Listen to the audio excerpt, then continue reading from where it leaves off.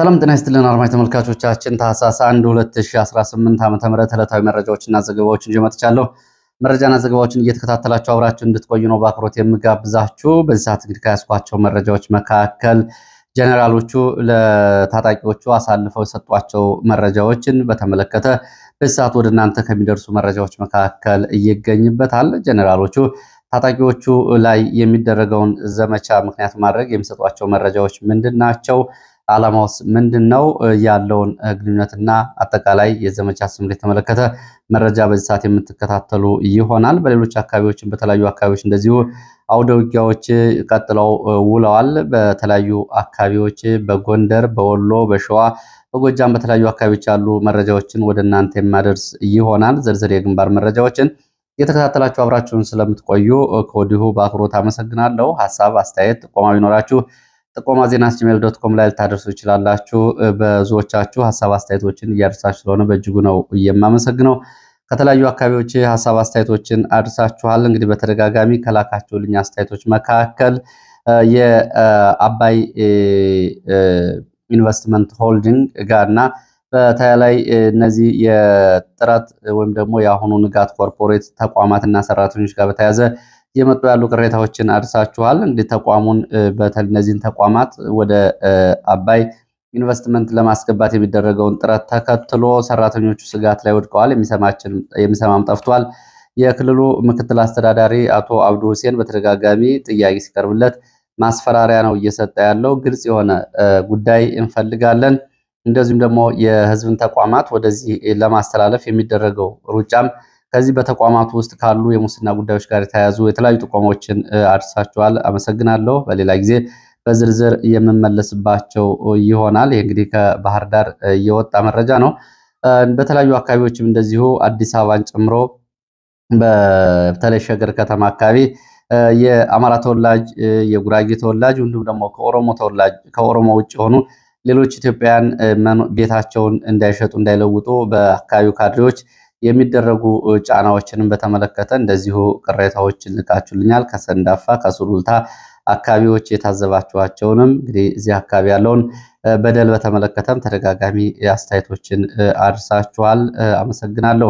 እንግዲህ በዚህ ሰዓት ያስኳቸው መረጃዎችን በቀጥታ ወደ ማቅረብ ሲሄድ የሰብአዊ መብት የመንግስት ወታደሮች የሚፈጽሟቸው የሰብአዊ መብት ጥሰቶችን በተመለከተ አዳዲስ መረጃዎች እየወጡ ነው። ዘመቻውን ምክንያት በማድረግ በአንዳንድ አካባቢዎች በሴቶች ላይ የመንግስት ወታደሮች በጣም አሰቃቂ የሆኑ ድርጊቶችን እየፈጸሙ ነው። ይህንንም መረጃ የማድረሳችሁ ይሆናል። መጀመሪያ ግን በባህር ዳር አቅራቢያ ሜጫ ወረዳ አዲስ አምባ ተብሎ የሚጠራ ቀበሌ የገበሬዎች የአፈር ማዳበሪያ ገንዘብ እየሰበሰበ የነበረ ሰው በመንግስት ወታደሮች ገንዘቡ ተወስዶበታል የሚል መረጃ ነው። እንግዲህ ይህንን በተመለከተ የመረጃ ምንጮቹ የሚናገሩት እንግዲህ ይህንን ነው። እንደ የአፈር ማዳበሪያ ገንዘብ እየሰበሰበ የነበረው ሰውዬ እንደ ገንዘቡ መወሰዱን ተከትሎ እንደገና በወታደሮች ታስሯል። በዕለቱ ከአዲስ አምባ ቀበሌ በትምህርት ቤት የማዳበሪያ ገንዘብ እየሰበሰበ የነበረ አንድ የአካባቢው ነዋሪ ወታደሮች መጥተው ጉዳዩን ጠየቁት። የአፈር ማዳበሪያ ገንዘብ እያሰባሰብኩ ነው አላቸው። ወዲያውኑ አይዞህ ሰብስብ፣ ስራህን ስራ፣ ጠንክር ብለውት ሄዱ። ማታ ግን ወደ ቤቱ በቀጥታ በመሄድ ወታደሮቹ የሰበሰበውን ገንዘብ ለመንጠቅ ወንድምህ ፋኖ ነው በሚል ምክንያት ድብደባ ካደረጉ በኋላ ገንዘቡ ከተቀመጠበት ቦታ ይዘው መሄዳቸውን ነው ቤተሰቦቻቸው የሚገልጹት። ገንዘቡን እንግዲህ መንግስት ወታደሮች ለመውሰዳቸውን ለህዝብ ማጋለጡ እንደገና ለስራት ዳርጎታል። ወደ ወታደራዊ ካምፕ ከአራት ሰዎች ጋር ተወስዷል። ሰውየው ገንዘብ የወሰዱበት የመንግስት ወታደሮች መሆናቸውን በተመለከተ ተጠይቆ የመንግስት ወታደሮች እንደሆኑ እርግጠኛ ነኝ፣ ቀን ጠይቀው ነበረ። የሚናገሩት ከሁለቱ ውጭ ሌሎቹ አማርኛ ቋንቋ እንኳ በአግባቡ አይናገሩም። ሌላ ቋንቋ አማርኛ ሁለተኛ ቋንቋቸው ነው። ስለዚህ እነሱ ናቸው የወሰዱብኝ፣ ቀን ጠይቀው ነበር በሚል ነው እንግዲህ ይህንን እያጋለጠው። መምህርም ስለነበረ በቀላሉ ለመለየት አልተቸገረም። አሁን ተወስዶ ወደ ካምፕ ታስሯል።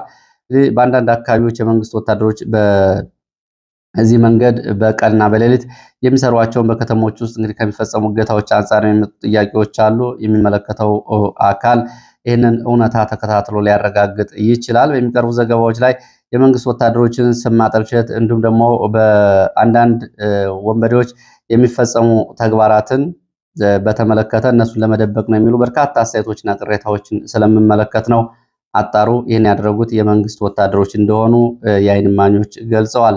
በተመሳሳይ ወደ ማዕከላዊ ጎንደር ምዕራብ ደንቢያ ደግሞ በጨዋሂት ከተማ አቅራቢያ አንድ ወታደር በአልኮል ምክንያት በብዛት ያለው አልኮል ጠጥቶ ወድቆ ህይወቱ አልፏል።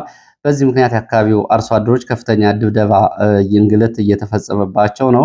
ወታደሩ በአልኮል ምክንያት እንደሞተ እየታወቀ ነገር ግን የመንግስት ወታደሮች በአካባቢው አርሶ አደሮች በዚህ ምክንያት የአካባቢው የመንደሩ ነዋሪዎች እያሰቃዩ ነው። ቀደም ብሎ እንግዲህ በዚህ ቀጠና ከ130 በላይ ገበሬዎች ወደ ወታደራዊ ካምፕ ተወስደው ትጥቃላችሁ የፋኖ ደጋፊ ናችሁ በሚል ማሰቃይ ሲፈጸምባቸው ቆይቷል። አሁን ደግሞ አልኮል ጠጥቶ ወድቆ ህይወቱ ባለፈው ወታደር ምክንያት የመንደሩ ነዋሪዎች በዚህ ስቃይ ውስጥ ይገኛሉ። 8 የመንደሩ ነዋሪዎች በተለይ ወንዶች ተደብድበው ራሳቸውን ስተው ወድቀው ወደ ሕክምና ተወስደዋል። ሌሎችም እንደዚሁ ቤት ለቤት በሚል የመንግስት ወታደሮች ይህንን ግፍ እየፈጸሙ ነው። በህዝቡ ላይ ግፍ እየፈጸሙ ያሉት የመንግስት ወታደሮች እንግዲህ በአካባቢው አንድ ወታደር በአልኮል ምክንያት ወድቆ መገኘቱን ተከትሎ ነው። እንግዲህ በሌላም አካባቢ መሳሪያ አምጡ በሚልም እንደዚሁ ኢሰብአዊ ድርጊቶችን እየፈጸሙ ነው። ይሄኛውን መረጃ ተከታተሉት።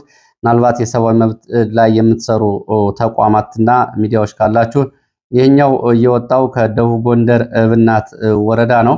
በደቡብ ጎንደር እብናት ወረዳ ዋርባ በተባለ ቀበሌ የመንግስት ወታደሮች ኢሰብአዊ አሰቃቂ ድርጊቶችን እየፈጸሙ ነው።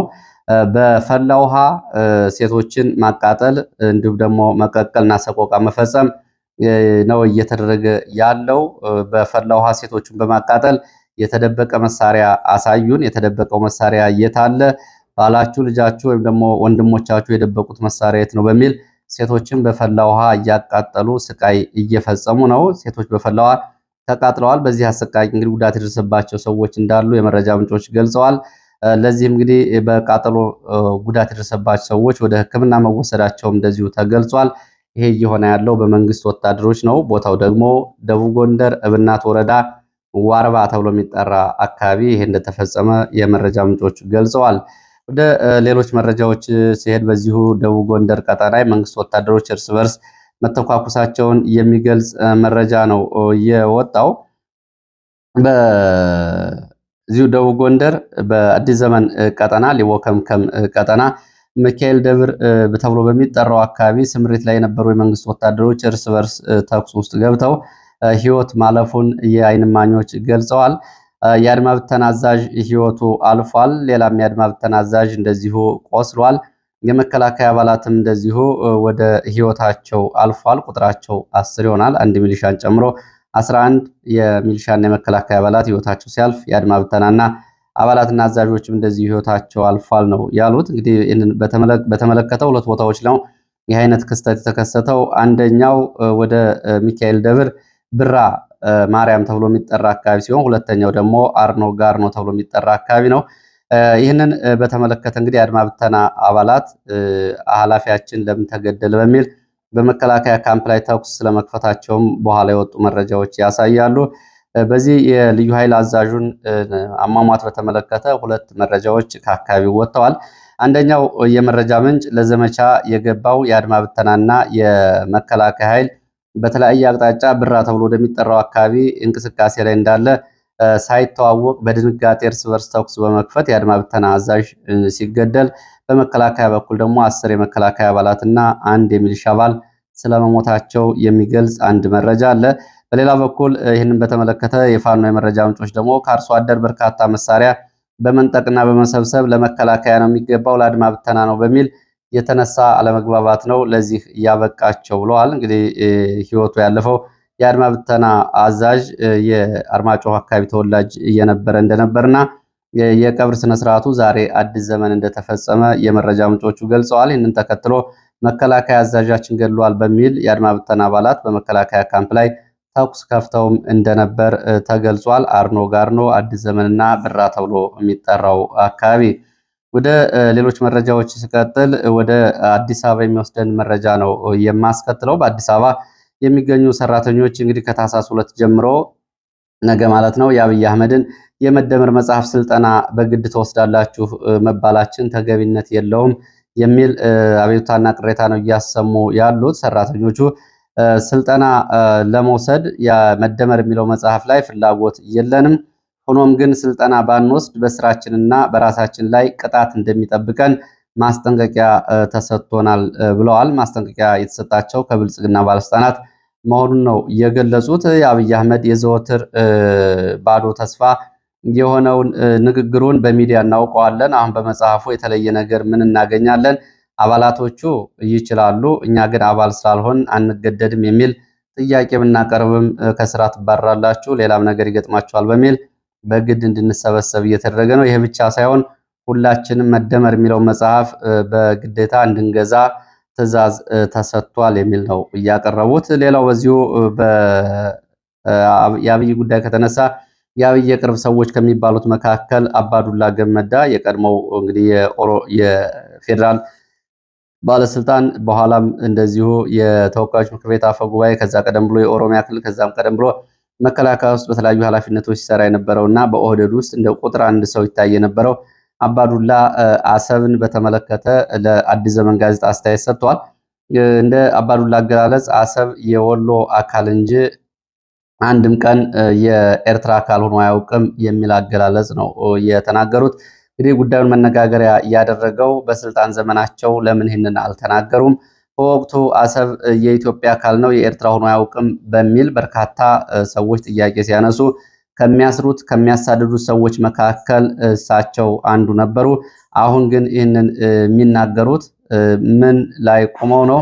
ይሄ በየዘመናቱ መገለባበጥን ያሳያል ነው የሚሉት። እንግዲህ እንደ አስተያየት ሰጪዎቹ በዚህ በኩል ያላቸውን ተስፋም ገልጸዋል። ሌሎቹ ባሉበት ቆመው አይናቸው እያየ አባይን ገድበናል፣ ብልጽግናችን እያረጋገጥን ነው፣ በገጠርና በከተማ በኮሪደር ልማት አሸብርቀናል ብለዋል። እንግዲህ አባዱላ ይህንን ሲናገሩ እንግዲህ በተለይ አብይ አህመድ በስልጣናቸው ላይ እንደ ቅርብ አማካሪ ከሚታዩ የኦሮሞ ጉምቱ ባለስልጣናት መካከል አንዱ እንደሆኑ ነው የሚገለጸው። አሁን ምንም እንኳ ኃላፊነት ባይኖራቸው በስልጣን ውስጥ ግን የማይታይ እጅ አላቸው በእነ አብይ ጀርባ የሚባሉት አባዱላ ይህንን እንዲናገሩና በወቅቱ ጥሪ እንዲያስተላልፉ የተደረገው ያው እንግዲህ ከአጠቃላይ ከብልጽግና ፍላጎት አንጻር እንደሆነና ብልጽግና የኛ ብለው ጠርተዋል። እንግዲህ ድሮ ኦህደድ ነበሩ። በኦህደድ ውስጥ በኢህአዴግ ውስጥ ኦህደድ፣ አሁን ብልጽግና የኛ እያሉ ነው የሚገኙት። ወደ በዚህ ሰዓት እንግዲህ በመግቢያ ያስተዋወቅኳችሁ መረጃ በዚሁ ወደ ወለጋ የሚወስደን ነው። ወለጋ የሚወስደን መረጃ የኦነግ ሸኔ ታጣቂዎች የመንግስት ጦር ጠንካራ ዘመቻ ከመጀመሩ በፊት አካባቢዎችን ለቀው እንዲሸሹ እና ወደ ነፃ መሬት እና ነፃ ቀጠና እንዲቆዩ በጀነራሎቹ መረጃ ተሰጣቸው የሚል ነው።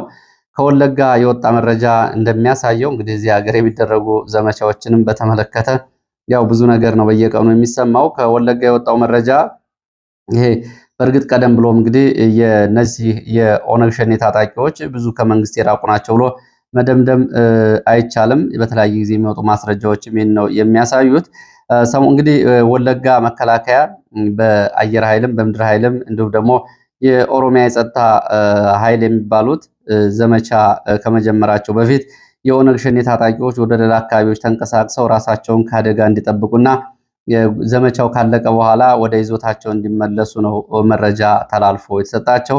ከጸጥታ ባለስልጣናት መረጃው ተሰጥቷቸዋል። በተለይ 5ቱ የጊዳ ወረዳዎች ተብሎ የሚጠሩት በምስራቅ ወለጋና ሆሮ ጉዱሩ ወለጋ አካባቢ ያሉት ጊዳ አያና፣ ሊሙ ገሊላ፣ ኪረሙ፣ ሆሮ ሊሙ እንዲሁም ደግሞ ኤቨንቱ ቀጠናዎችን ለቀው ወደ ሌሎች አካባቢዎች እንዲወጡ ነው መረጃ የተሰጣቸው። ታጣቂዎቹም ወደ መተከል ቀጠና ተሻግረዋል የዘመቻው ቀን እስኪያልፍ ድረስ። በዚህ እንግዲህ የጃልመሮ ጦር እንዲሁም ደግሞ የጃል ቃንቂም ሁለቱም እርስ በርስ የሚፈላለጉ ቢሆኑም ራሳቸውን የምዕራብ ዕዝ የኦነግ ሸኔ ኃይል ብለው የሚጠሩት ናቸው አካባቢውን ለቀው እንዲወጡ የተነገራቸው። ወደ ድባጤ ቡለንና መተከል ቀጠናዎች ለጊዜው ሂደው እንዲቆዩ ምክር ተሰጥቷቸው መረጃ ሰጥቷቸው ወደዛ ተሻግረዋል። ይህንን እያደረጉት ይላሉ የመረጃ ምንጮቹ በከፍተኛ የሆኑ የጸጥታ ባለስልጣናት ናቸው። ከነዚህ መካከል 3ቱ ኦሮሚያ ክልል ባለስልጣናት መካከል ጀኔራል ድሪባ መኮንን የልዩ ኃይል አዛዥ፣ ኮሚሽነር ጀኔራል አራርሳ መርዳሳ የፖሊስ አዛዥ፣ እንዲሁም ደግሞ ጀኔራል አበበ ገረሱ የጸጥታ ቢሮ አስተባባሪዎቹ ናቸው። ይህንን በማድረግ ኦነግ ሸኔ ጨርሶ እንዲጠፋም ጨርሶ ወደፊት እንዳይመጣም ድጋፍና ስምሪት እየሰጡ ያሉት። እንግዲህ በዚህ በ5 ወረዳዎች ባለፉት 5 እና 6 ዓመታት የኦነግ ሸኔ ጠንካራ ይዞታዎች የነበሩ አካባቢዎች ናቸው የሚሉት የመረጃ ምንጮቹ ኦነግ ሸኔ በቀጥታ የኦሮሞ የጸጥታ ባለስልጣናት ቀጥተኛና ተዘዋዋሪ ድጋፍ እየተደረገለት ነው። ይሄ ግን የመጀመሪያው አይደለም። ትጥቅ ጭምር በተለያየ ጊዜ ድጋፍ እንደሚደረግለት የመረጃ ምንጮቹ ገልጸዋል። አንዱ የብልጽግና የጸጥታ ኃይል ስምሪት ሆኖም አንዳንድ ጊዜ የሚያገለግልበት አለ። በተለይ በአማራ አርሶ አደሮችን ትጥቅ ለማስፈታት ወደታች የተያዘ መረጃ አለ። ከዚህ አንጻር የአንዱ የብልጽግና የአካባቢው የቀጠናው ጉዳይ ማስፈጸሚያ እና የብልጽግና የፍላጎት ማስፈጸሚያ ነው ይላሉ። በጀነራል አማረ ባህታ የሚመራው መከላከያ ወደ አካባቢው ወደ 5ቱ የወረዳዎች ስምሪት ቢያደርግም እንግዲህ የኦነግ ሸኔን ኃይል ሊያገኝ አይችልም ነው ያሉት። ጊዳያና ኪረም ወረዳ መካከል በሚገኙ አካባቢዎች ደግሞ የተፈቀደላቸው የሸኔ ታጣቂዎች መከላከያን ጭምር ኬላ ላይ በማስቆም እንደዚሁ ኬላዎችን ይፈትሻሉ ነው የተባለው። እስከ ትጥቃቸው የሚታወቁ የኦነግ ሸኔ ታጣቂዎች ናቸው። እንዲሁ ልዩ ስሙ ደግሞ ኤጀሬ ተብሎ በሚጠራው አካባቢ ቋሚ ካምፕ አቋቁመዋል። እነዚህ የኦነግ ሸኔ ታጣቂዎች ናቸው። መከላከያ ጋርም የአካባቢ ጸጥታ ኃይልም ጋር አብረው ይሰራሉ። የአካባቢውን የአማራ አርሶ አደሮችን ትጥቅ ለማስፈታት ግን አብረው ይዘምታሉ። በዚሁ አካባቢ እንደዚሁ በአማራ ገበሬዎች ላይ በሚደረግ ዘመቻ በተለይ የሸኔ ታጣቂዎች ወደ ድሬ ጉዳ፣ ጃንግር፣ ቀርሳ፣ ባደሮ፣ ሰንበቴ፣ ጅርማ፣ ደንጎሮ ተብሎ ወደሚጠሩ አካባቢዎች ዛሬ ባለው ዘመቻ የኦነግ ሸኔ ታጣቂዎች ወደ አካባቢው ስለመሰማራታቸው ነው የተገለጸው። እንደዚሁም በዚሁ አሊ ተብሎ የሚጠራ አካባቢ ዛሬ ከሰዓት በኋላ ውጊያ መቀስቀሱን የመረጃ ምንጮች ገልጸዋል። እንግዲህ ከፊል የነጻነት ታጋይ እንደ ኦነግ ሸኔ፣ ከፊል ደግሞ እንደ ብልጽግና ሚሊሻ ሆነው የሚያገለግሉ ታጣቂዎች ዛሬ ኬላ አቋቁመውም ከመከላከያና ከክልሉ ጸጥታ ኃይል ጋር የአማራ ገበሬዎችን ትጥቅ ለማስፈታት ዘምተዋል ነው እየተባለው። እንግዲህ ዘመቻው ካሁን በፊትም በተደጋጋሚ ያደረጉት ዘመቻ ነው። የደረሰው ጉዳት ግን ዛሬ አልታወቀም። በዚህ አካባቢ የተኩስ መኖሩ ተሰምቷል። እንግዲህ ይሄ ከአካባቢው የወጡ መረጃዎች ይህንን ነው የሚያሳዩት። ኦነግ ሸኔ ጨርሶ እንዲጠፋም እንዲሁም ደግሞ ወደፊት እንዲመጣም አይፈለግም። ይህንን በተለያየ ጊዜ የኦሮሚያ ክልል ባለስልጣናት አረጋግጠዋል። አሁን እየተደረገለት ያለው ድጋፍ ይህንን ነው የሚያሳየው ብለዋል የመረጃ ምንጮቹ። ወደ አማራ ክልል ወዳሉ መረጃዎች መለሳለሁ። ወደ ማዕከላዊ ጎንደር ወገራ የሚወስደን መረጃ ነው የማስከትለው። በማዕከላዊ ጎንደር በወገራ ወረዳ በተለያዩ ቀበሌዎች የተንቀሳቀሰ የመንግስት ኃይል ጋር ውጊያ መደረጉን ከማለዳ ጀምሮ የወጡ መረጃዎች ያሳያሉ። ከአምባ ጊዮርጊስ ከተማ በመነሳት በሌሊት በ3 ቦታዎች ተንቀሳቅሶ ጥቃት ከከፈተው የመንግስት ኃይል ጋር ነው ፋኖ ያጸፋ ምላሽ በመስጠት ውጊያ የተደረገው። የውጊያው የተደረገባቸው ቦታዎች ጻድቃ፣ ኖራ፣ ጃጃ ተብሎ በሚጠሩ አካባቢዎች ነው። በዚህ በሌሊት ወደዚህ ቀጠና የገባው የመንግስት ኃይል ጋር በተደረገው ውጊያ በመንግስት ኃይልም ሆነ በፋኖ ላይ የደረሰውን ጉዳት በዝርዝር ለማወቅና ለማረጋገጥ አልተቻለም። ሆኖም ግን በአካባቢው በእርሻ ስራ ላይ ተሰማርተው የነበሩ አርሶ አደሮችን መሳሪያ ደብቃቸዋል በሚል የመንግስት ወታደሮች ስለመግደላቸው የወጡ መረጃዎች ይገልጻሉ። ወደ ሸዋ የሚወስደን መረጃ ስናስከትል ሸዋሮቢት አቅራቢያ በተፈጸመ የደፈጣ ጥቃት እንደዚሁ ወታደራዊ ኪሳራ እና ማቴሪያላዊ ጉዳት ደርሷል። በሸዋሮቢት አቅራቢያ አስፋቸው ሜዳ ተብሎ በሚጠራው ቦታ ላይ ነው የደፈጣ ጥቃት የተፈጸመው። ዛሬ ረፋድ ላይ ከሸዋሮቢት በመነሳት ወደ አዲስ አበባ መስመር ወደ ደብረ ሲና እና ደብረ ብርሃን መስመር እንቅስቃሴ ላይ በነበሩ ወታደራዊ ተሽከርካሪዎች ላይ ነው የደፈጣ ጥቃት የተፈጸመው። በደፈጣ ጥቃቱ እንግዲህ በ4 ወታደራዊ ተሽከርካሪዎች ላይ በነበሩ ወታደሮች ላይ የደፈጣ ጥቃት ተፈጽሟል። የአየር ወለድ ኮማንዶ የ103ኛ ክፍለ ጦር አባላት ናቸው። በጥቃቱ የደረሰው ጉዳት በዝርዝር አልታወቀም። በዚሁ በሸዋና በወሎ አማካይ ስፍራዎች እንዲሁም ደግሞ ቀጠናዎች ደገር ተብሎ በሚጠራው አካባቢ በተለይ በምዕራብ ወሎ ከለላ ቀጠና በሚገኘው አካባቢ ሰሞኑን ለ2 ሳምንት በ2 ዙር የዘለቀ ተከታታይ ቀናት ውጊያ እና ዘመቻ ሲደረግ ነበረ። ይህን በተመለከተ ዛሬ የወጣው መረጃ ይህንን አካባቢ ሙሉ በሙሉ የመንግስት ኃይል ደገር ቀጠናን ለቆ ወጥቷል የሚል ነው። በ5 ቦታዎች እንግዲህ ከሚዳ፣ ከአለም ከተማ፣ ከጃማ፣ ከከለላ በኃይል በማስገባት ከኮርኪ ከመረቆ ሸለቆ እስከ ዳጉር ተራራ ድረስ ከባድ ውጊያዎችን ሲያደርግ የነበረው የመንግስት ኃይል አካባቢውን ሙሉ በሙሉ ለቆ ወጥቷል። ፋኖም አካባቢውን እና ከተማውን ደገርን ጨምሮ አካባቢዎችን መልሶ ተቆጣጥሯል። እንግዲህ ይህንን ዘመቻ በተመለከተ በየዕለቱ ተደጋጋሚ ተከታታይ መረጃዎችን ሲደርሷችሁ ነበረ። ሁለቱ የፋኖ አደረጃጀቶች በዚህ ቀጠና ውጊያ አድርገዋል ተከታታይ። እንደዚሁም ደግሞ ከፋኖ አንድነት ጋር ይደረጉ የነበሩ ውይይቶችን ለማደናቀፍ ከኮምቦልቻ ጭምር ኮማንዶ በማስገባት ነው ይህ ዘመቻ ሲደረግ የነበረው። የድሮንም እንደዚሁ ማንዣበብ ነበረ። ከዚህ ጋር በተያያዘ እንግዲህ ከ2 ቀናት በፊት የወጡ መረጃዎች በዚህ ቀጠና ይሄ ዘመቻና ስምሪት በተለይ ውስጡ ነው ከኮሎኔል ፈንታሁንን ለማስያዝና ለማስከበብ መረጃ እየሰጡ የነበሩ የቀድሞ የወሎ ጠቅላይ ግዛት የፋኖ አመራር የሆኑ ሰዎች ቀድመው አካባቢውን ለቀው ከመውጣታቸው በፊት ለመከላከያ መረጃ መስጠት ነው ተከታታይ ቀናት ዘመቻ ሲደረግ የነበረው። አሁን እነሱ ከወጡና አካባቢውን ለቀው ከወጡ በኋላ በእርግጥ በሁለቱም የፋኖ አደረጃጀቶች በኩል ጫና ቢፈጠርም አካባቢውን ለቆ የመንግስት ኃይል ወጥቷል። ከነሱ ጋር ለተለየ ኦፕሬሽን በተለይ ኮሎኔል ፈንታሁንን ለማስያዝ የተደረገ ዘመቻ ነበር ነው የሚሉት። ለማንኛውም በዚህ ቀጠና እንግዲህ የአማራ ፋኖ ህዝባዊ ድርጅት የሸዋ ቀጠና ዋና ወታደራዊ አዛዥ እና በድርጅቱም ወታደራዊ ዘመቻ መሪ ፋኖ መከታው ማሞን እንዲሁም ደግሞ የአማራ ፋኖ ብሔራዊ ኃይል ምስራቅ እዝ ቀጠና ወታደራዊ ዘመቻ መሪ ፋኖ ድርሳን ብርሃንን ጨምሮ የጋራ ወታደራዊ ዘመቻዎች ማድረጋቸውን ነው መረጃዎቹ የሚገልጹት። ወደ እዚሁ ሰሜን ወሎ ስንመለስ በወሎ ቀጠና በዳውንት ወረዳ ዛሬ ከማለዳ ጀምሮ ውጊያ ሲደረግ መቆየቱን የሚገልጽ መረጃ አለ። ከዳውንት በሰሜን ወሎ ዳውንት ወረዳ ጋግቢያ በተባለ ቦታ ከማለዳ ጀምሮ በሞርተር በዲሽቃ የታገዘ ውጊያ ሲደረግ እንደነበር የወጡ መረጃዎች ያሳያሉ። ኩርባ ተብሎ ከሚጠራው የወረዳው ከተማ በመነሳት የመንግስት ኃይል ጋግቢያ ተብሎ የሚጠራውን አካባቢ ለመቆጣጠር በሌሊት መግባቱን ተከትሎ ነው ውጊያ የተቀሰቀሰው። ከኩርባ ወደ ጋግቢያ የገባው የመንግስት ኃይል እንደዚሁ ከበባ ውስጥም ገብቶ ነበር። ከዛ በኋላ በቡድን መሳሪያዎች እንደዚሁ ሽፋን በመስጠት ወደ ኋላ ወደ ኩርባ ተመልሷል ነው ያሉት።